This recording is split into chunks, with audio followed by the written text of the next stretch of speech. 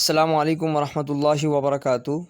آج انشاءاللہ العزیز تفسیر قرآن لیکچر نمبر 25 ہے، سورۃ البقرہ آیت نمبر 50 ہے، اور چونکہ ماقبل سے یہی سبق چلتا ہوا آ رہا ہے کہ ان آیات کے اندر اللہ تبارک و تعالی بنی اسرائیل پر کیے گئے انعامات کو تفصیلاً بیان فرمائیں گے۔ کل کی آیت کے اندر بھی اللہ تبارک و تعالی نے ان کو پر ایک احسان کیا تھا کہ فرعون سے نجات دی تھی۔ آج کی آیت کے اندر اللہ یہ بتلائیں گے کہ کس طریقے سے فرعون سے نجات ہوئی۔ اس واقعے کو اللہ تبارک و تعالی شارٹ کٹ میں ذکر کریں گے مختصراً۔ تو میں آپ کو تفصیلی مکمل واقعہ پہلے بتلا دیتا ہوں، اس کے بعد آپ آسانی سے اس آیت کو سمجھ جائیں گے۔ اچھا، میں نے آپ کو بتلایا تھا کہ بنی اسرائیل اولاد یعقوب کو کہا جاتا ہے، یعنی ابراہیم علیہ السلام کے دو بیٹے تھے، ایک کا نام اسحاق علیہ السلام تھا، ایک کا نام اسماعیل علیہ السلام تھا۔ تو اسحاق علیہ السلام کے دو بیٹے ہوئے تھے، ان میں سے ایک کا نام تھا یعقوب علیہ السلام مشہور نبی ہیں۔ پھر اللہ نے ان کو 12 بیٹے عطا کیے تھے، ٹھیک ہے۔ ان میں مشہور جو نبی ہیں جن کا نام یوسف علیہ السلام ہے، جن کے نام پہ مکمل ایک سورت اللہ تبارک و تعالیٰ نے قرآن مجید میں نازل کی ہے 12ویں اور 13ویں پارے کے اندر۔ تو یوسف علیہ السلام کا واقعہ آتا ہے کہ یوسف علیہ السلام کو جب ان کے بھائیوں نے کنویں میں ڈال دیا تھا تو پھر ان کو وہاں سے ایک قافلہ اٹھا کے لے گیا تھا مصر۔ یہ مصر کے اندر جا کے پھر بادشاہ بن گئے تھے بعد میں۔ مکمل واقعہ انشاءاللہ جب آئے گا تو میں آپ کو بتلاؤں گا۔ تو یوسف علیہ السلام کے بقیہ بھائی بھی پھر مصر چلے جاتے ہیں، جو 11 بھائی تھے، بنیامین ان کے سگے بھائی تھے باقی، اور جو 10 اور بھائی تھے، یہ سب چلے جاتے ہیں مصر میں جا کر یہ وہاں رہائش پذیر ہو جاتے ہیں۔ ہر بھائی کی اپنی شادی ہو جاتی ہے، ان کے بچے ہو جاتے ہیں۔ تو وہاں سے یہ بنی اسرائیل کے 12 قبیلے بنتے ہیں۔ بنی اسرائیل کے 12 قبیلے تھے بڑے، ٹھیک ہے۔ اور وہ انہی بھائیوں کی جو نسلیں نکلی ہیں ان میں سے ایک ایک قبیلہ بنتا گیا۔ ایک یوسف علیہ السلام کی نسل نکلی، ایک بنیامین کی نکلی، ایک کا نام یہودا تھا اس کی نکلی۔ بہرحال جتنے بھی بھائی تھے سب کی اس طریقے سے نسلیں نکلتی گئیں اور قبیلے بنتے گئے۔ اب یہ مصر کے اندر رہے، اور اس کے بعد ہوا یہ کہ موسیٰ علیہ السلام کی پیدائش سے کافی ٹائم پہلے وہاں پہ ایک بادشاہ مقرر ہوا، فرعون مشہور ہے۔ تو اس نے بچے بھی ذبح کرائے، جیسے میں نے آپ کو بتلایا تھا، کیونکہ ایک خواب دیکھا گیا تھا کہ بیت المقدس کی طرف سے ایک آگ آئی، اور آگ نے آ کر فرعون اور آل فرعون جتنے بھی تھے، قبطی تھے وہاں پر، ان سب کو جلا دیا۔ تو اس کی تعبیر یہ نکلی تھی کہ بنی اسرائیل میں سے ایک بچہ پیدا ہوگا جو آپ کی سلطنت کو، تخت کو پلٹ دے گا اور یہاں پہ بادشاہت کرے گا۔ تو فرعون نے پھر بچے ذبح کرانے کا حکم دیا تھا، جیسا کہ ماقبل میں سبق میں گزر چکا ہے۔ تو ہوا یہ تھا کہ جب اس طریقے کے مظالم وغیرہ کیے جا رہے تھے تو موسیٰ علیہ السلام اور بنی اسرائیلی جو تھے، انہوں نے مطلب اللہ تعالیٰ کی طرف سے ان کو حکم ہوا کہ آپ یہ جگہ چھوڑ کر کہیں اور چلے جائیں۔ اب موسیٰ علیہ السلام اور بنی اسرائیلی جتنے بھی تھے اچھی خاصی تعداد میں تھے۔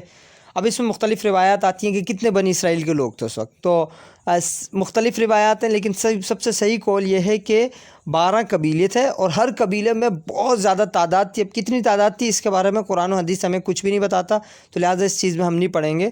جو جتنا ہمیں قرآن حدیث بتا رہا ہم صرف اس کے اوپر بات کریں گے، باقی جتنے بھی تھے اس سے ہماری کوئی لین دین نہیں۔ لیکن یہ ہے کہ 12 قبیلے تھے اور ہر قبیلے میں کثیر تعداد میں لوگ تھے۔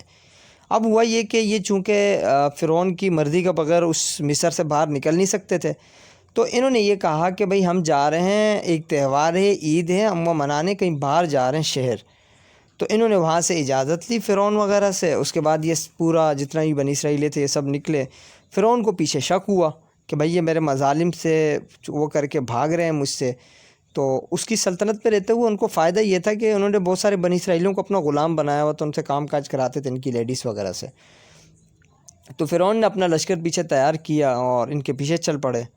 اب چلتے چلتے راستے میں موسیٰ علیہ السلام اور ان کے جو وہ تھے جتنے بھی بنی اسرائیل کے لوگ تھے، آگے جا کے ایک دریا آ جاتا ہے، ٹھیک ہے۔ اور اس دریا کے بارے میں آتا ہے کہ یہ کون سا دریا تھا۔ اب مشہور یہی ہے کہ بچپن سے ہم بھی سنتے ہوئے آئے ہیں کہ دریائے نیل تھا، حالانکہ دریائے نیل نہیں تھا، یہ بحر کلزم کے نام سے تھا، ٹھیک ہے۔ اس وقت اس کا نام بحر کلزم تھا، اور آج کے دور میں اس کو آپ خلیج سوئز بھی کہہ سکتے ہیں، سوئز اس کا نام ہے، ٹھیک ہے۔ اور یہ مصر کے اندر موجود ہے، ٹھیک ہے۔ اور بحر احمر بھی اس کو کہا جاتا ہے، ٹھیک ہے۔ یہ اس کے مشہور نام ہے، بحر کلزم بھی تھا، پرانا نام بحر احمر بھی ہے، اور ابھی موجودہ دور پہ اس کو خلیج سوئز کہا جاتا ہے۔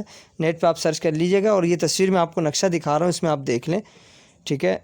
تو اس پانی پہ آ کے انہوں نے جب دیکھا آگے پانی ہے تو اس کو کراس کیسے کرنا ہے، تو پیچھے انہوں نے جب دیکھا کہ فرعون کا لشکر بھی پہنچ چکا تھا ان کو پکڑنے کے لیے، تو موسیٰ علیہ السلام نے اپنی قوم سے کہا کہ آپ گھبرائیں نہیں، ان ربی معیہ سیہدین، کہ میرا رب میرے ساتھ ہے، وہ ہمیں کوئی نہ کوئی رستہ نکال کے دے گا۔ پھر اللہ تبارک و تعالیٰ نے موسیٰ علیہ السلام کو حکم دیا کہ اپنا عصا جو لاٹھی ہے اس کو پانی میں مارے۔ تو موسیٰ علیہ السلام نے جب پانی میں اس عصا کو مارا تو اللہ تبارک و تعالیٰ نے 12 رستے بنائے اس پانی کے اندر سے، اور 12 رستے مطلب ہر ایک قبیلہ ایک ایک رستے سے نکلے، اور اتنے زبردست طریقے سے بنائے گئے کہ ان راستوں کے درمیان اللہ تبارک و تعالیٰ نے کھڑکیاں بھی رکھیں تاکہ ایک قبیلہ دوسرے قبیلے کو دیکھ سکے۔ اس طریقے سے کر کے یہ تمام قبائل اس پانی کو کراس کر لیتے ہیں، اس دریا کو کراس کر لیتے ہیں۔ جب یہ سامنے خشکی پہ پہنچ جاتے ہیں، پیچھے سے فرعون کا لشکر جب دیکھتے ہیں کہ یہ تو نکل گئے، راستہ بنا ہوا سمندر کے اندر، دریا کے اندر، تو یہ بھی کیا کرتے ہیں، اسی پانی کے اندر آتے ہیں، اور اللہ تبارک و تعالیٰ جبرائیل امین کو حکم دیتے ہیں، وہ ان کو پانی کے اندر کیا کر دیتے ہیں، اللہ تعالیٰ ان کو غرق کر دیتے ہیں، فرعون کو بھی اور اس کی پورے آل کو، جتنے بھی اس کی فوج تھی، جتنے بھی اس کے ساتھ لوگ آئے ہوئے تھے، سب کو اللہ تبارک و تعالیٰ غرق کر دیتے ہیں۔ اس کے بعد ہوتا یہ ہے کہ فرعون کے بارے میں آتا ہے کہ اس نے انگلی اٹھا لی تھی، کہ یہ گواہی دے رہا تھا کہ بھئی اللہ تبارک و تعالیٰ کے علاوہ کوئی اور معبود نہیں ہے، تو بعض اس میں روایات میں آتا ہے کہ جبرائیل امین نے ان کے منہ میں مٹی ڈال دی اور ان کا منہ بند کر دیا، اسی طریقے سے ان کو ہلاک کر دیا۔ اس کے بعد اللہ تبارک و تعالیٰ نے فرعون کی لاش کو، پانی کو حکم دیا کہ اس کی لاش کو اٹھا کر خشکی پہ پھینک دے تاکہ ہم اس کو عبرت کا نشان بنا سکیں۔ اور حضرت عبداللہ ابن عباس رضی اللہ تعالیٰ عنہ کی ایک روایت میں آتا ہے کہ بنی اسرائیل کے لوگوں کے اندر یہ تھوڑی سی تشویش پیدا ہو گئی تھی کہ فرعون مرا یا نہیں مرا، بعض کا کہنا تھا نہیں مرا ابھی تک، ان کو ڈر تھا۔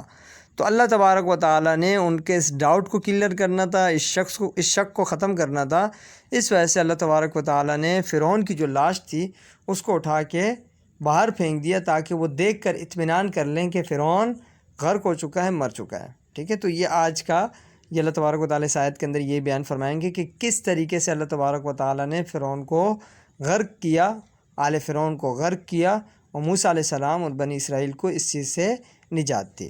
ترجمہ کر لیتے ہیں تو انشاءاللہ اور زیادہ واضح ہو جائے گا۔